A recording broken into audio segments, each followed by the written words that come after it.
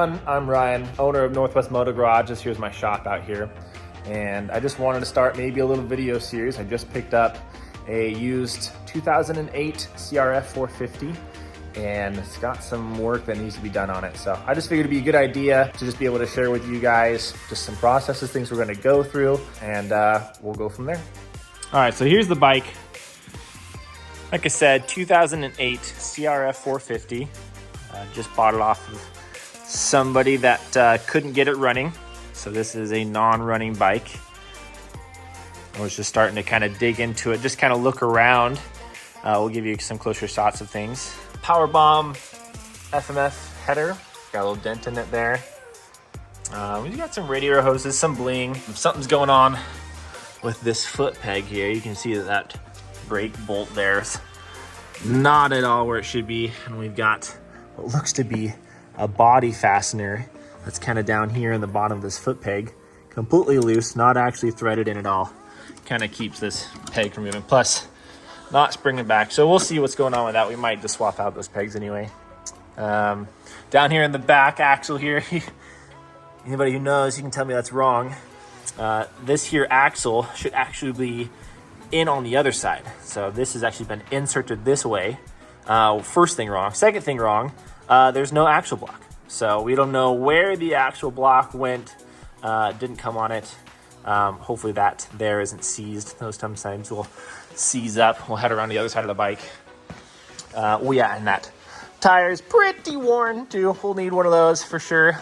Down here to the chain and sprocket. Chain's in okay condition. Sprocket teeth, same. You know, they're not too peaked out. But over here on the other side of the axle, this nut, like I said, is supposed to be on the other side.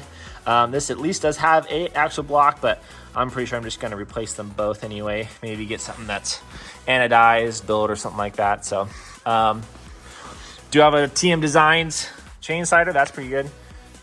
We've got just some other couple dress up items that are on here. Like these mud guards that are up here too, case kind of savers there. Does have some aftermarket radiators, look like they're oversized. The old worst connections braces.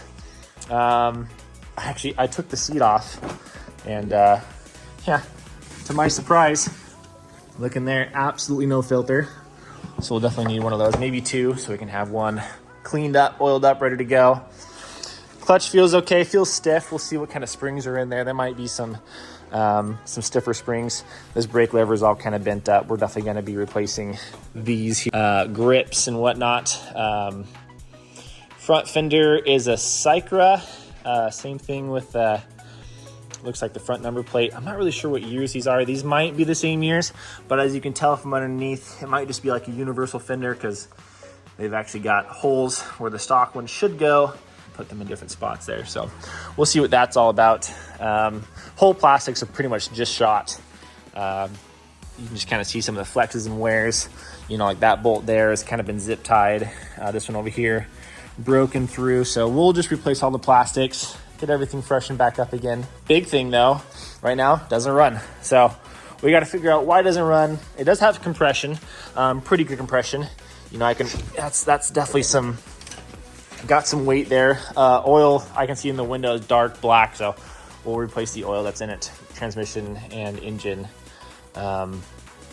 We'll do a compression test, maybe a leak down test, see if the cylinder's all healthy. They actually put stickers on the stock exhaust and make it look like they're FMF, but nope, just the old stock exhaust, which is not a bad exhaust. It's quiet, in a good way. They used to be overly loud. People were honestly complaining at just how much of an ear-shattering sound they were. So there's the bike. Oh yeah, last thing too, if you can't hear this, some grinding in there. Also, if you take hold of the front wheel here, see if we can't, we just got a lot of movement. It shifts back and forth. We'll be taking care of those bearings that are inside for the steering, and that'll be a good little video, show you guys. So just along in the process here, I'll be showing you guys different things that we're doing, and this is just kind of the before and after. So we're going to be taking off all the plastics, getting down to the engine, try to figure this thing out. First things first, get it running. All right, so we've got the plastics off. We've got the tank off of there. See, one of the first things I like to do when I'm working with something like this is just try to delete all the variables. So we've got the fuel off of there. We're gonna drain the fuel out of the bowl here. So we've got that fuel drained now. What I like to do, I'm just gonna take off this 17 millimeter bolt here, this cap here on the bottom. This here just gives you great access into the bottom of the bowl. You'll see a lot of the jets have an access there. Make sure you get the O-ring off of there as well. And then if you look down in there, there's your main jet there. Your pilot's kind of sticking back in there too. So we're gonna take a look, see if they're all gummed up. Maybe just spray some carb clean in there, get it all rinsed out.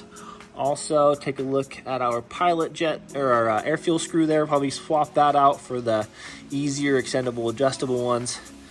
All right, so we got our fuel portion figured out here. We've got all the fuel drained out of it, blew the jets out with some carb clean and with the air compressor. We've got it hooked up here to our auxiliary tank. That's got some non-ethanol, good fuel. I just know I'm eliminating any of the factors that could potentially keep it from starting. Next here, we're just gonna check to see if we got spark. And then if we do, see if we can fire it up. So we got the lights turned down a little bit here. We just got the boot out here with the spark plug next to it. Just with my hand, I'm just gonna crank this over. See if you guys can see that spark there. Looks like we got it. So now let's put that back in. Now I know it's gonna be pretty lean, obviously with no air filter on there, but we might be able to counteract that maybe with some starting fluid to try and get a little bit richer, but all we're trying to do is just to get it to fire, see if it'll cough, do something. All right, so we got the spark plug back in. We got fuel. Let's see what we can do. We'll start with the choke on. I'm not gonna give it any input here on the throttle. No pumps or anything like that.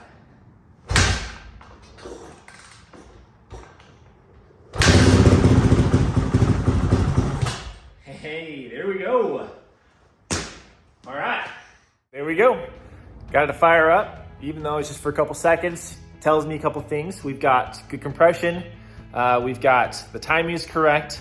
Didn't hear any excessive noise with the valves or with the piston or with the crank. I know it wasn't very long, but obviously there's still work to be done. But for right now, things are looking pretty good. So we're gonna get some stuff on order, plastics, rebuild kit, things like that, all the stuff that we went over. And kind of the idea, the thought that I had in my head as far as a build process on this bike is I kind of want to make it a Works Edition replica bike. I don't know if you've seen the 2018 through 2022, basically, Honda has put out a factory HRC Works Edition for their CRF450.